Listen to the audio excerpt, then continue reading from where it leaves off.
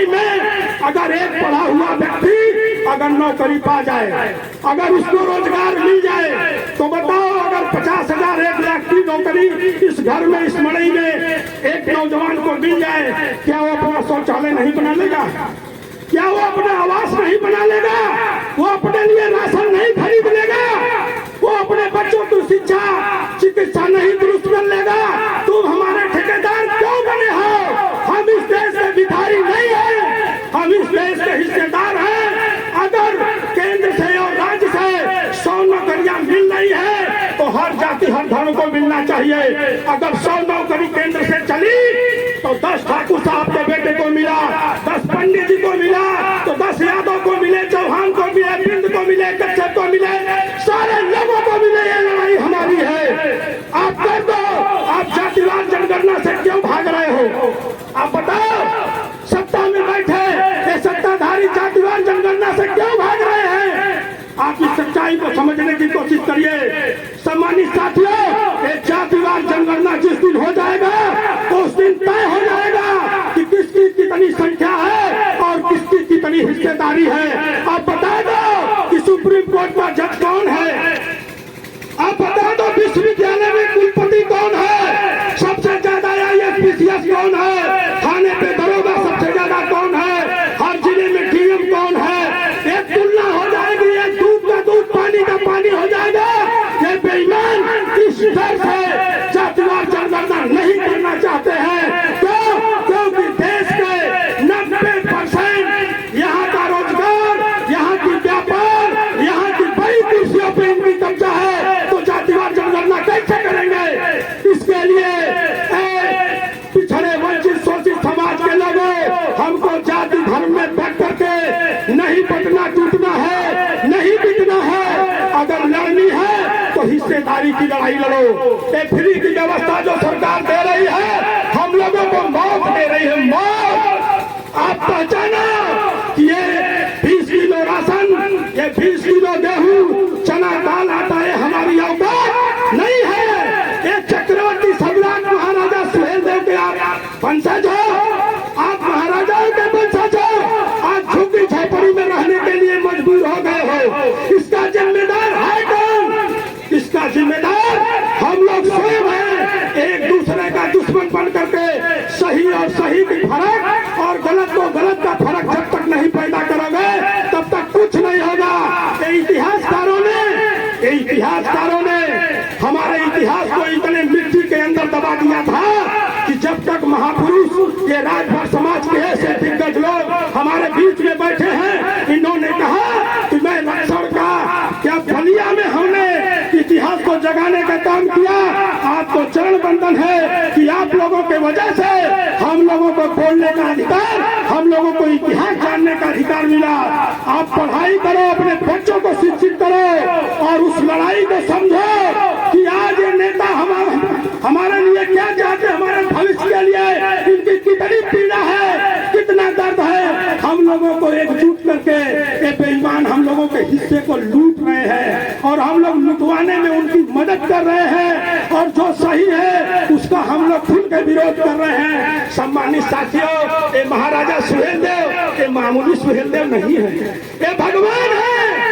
जो लड़ाइयाँ 14 दिन चली, 18 दिन चली, उनका इतिहास लिखा गया। 21 राजाओं को इकट्ठा करके 24 दिन ये लड़ाई लड़े थे और सैयद सलार मसूद गाजी को गाजी बुलंद की तरह काट करके उसको दफना दिए और दफनाने के बाद एक गलत इतिहासकार हमारे देश के बेईमानों ने सैयद सलार मसूद गाजी का मजार बनवा दिया। उनको पूजवाने लगे, उनकी पूजा होती है और चक्रवर्ती सम्राट महाराजा सुहेलदेव राजभर इतने बड़े भगवान देवता को किनारे लगा दिए, किनारे लगा दिए। मैं कहता हूँ आज सैयद सलार मसूद गाजी का मेला लगता है, सुने हैं आप लोग? सैयद सलार मसूद गाजी का मेला लगता है, महीनों महीनों मेला लगता है और वहाँ 90% हिंदू समाज के लोग भूत उतरवाने जाते हैं, भूत उतरवाने जाते हैं। जिस सैयद सलार मसूद गाजी का भूत चक्रवर्ती सम्राट महाराजा सुहेलदेव उतारे थे, उस बेईमान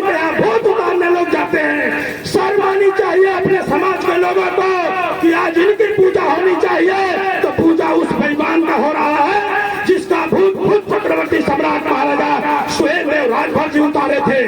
शर्म आनी चाहिए हमारे इतिहासकारों को। आज इतिहास हम लोगों ने, हमारे ऐसे महापुरुषों ने, आज हमारे ऐसे बुद्धिजीवी पुराने लोगों ने इतिहास को लाके पटल पे रखा। तो कुछ लोग कहते हैं कि राजभर चक्रवर्ती सम्राट महाराजा सुहेल देव राजभर नहीं है, उन पे उंगलियां उठाई जा रही है। सम्मानित साथियों, चक्रवर्ती सम्राट महाराजा सुहेल देव की जयंती राजभर समाज मनाएगा, मूर्ति की स्थापना राजभर समाज करेगा, जयंती राजभर समाज मनाएगा, वीरता दिवस 10 जून को राजभर समाज मनाता है। चंदा उतार के 1-1 रुपया बाबू जी ने लिख करके भेजा कि धर्मशाला और मंदिर का निर्माण करना है, तो ये जुटा करके राजभर का इतिहास उजागर किया। राजभर समाज अपने महापुरुष को लेके आया पटल पे राजभर समाज। और कुछ बेईमान कहते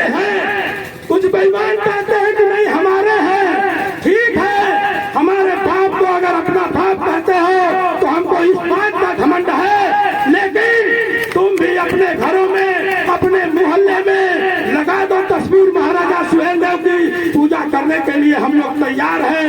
ये महापुरुष पूरे देश के हैं, पूरी दुनिया के हैं, लेकिन ये राजभर समाज के कुल गौरव है।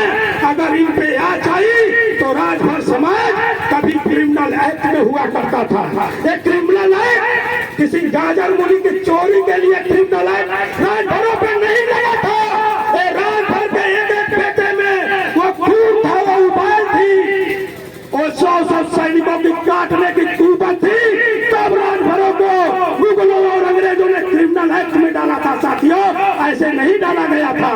तो सम्मानित साथियों, स्थिति बहुत खराब है, बहुत भयावह है। मैं एक शेर के माध्यम से कहना चाहूंगा कि लाख दलदल हो,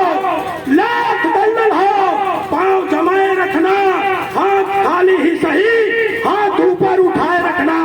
कौन कहता है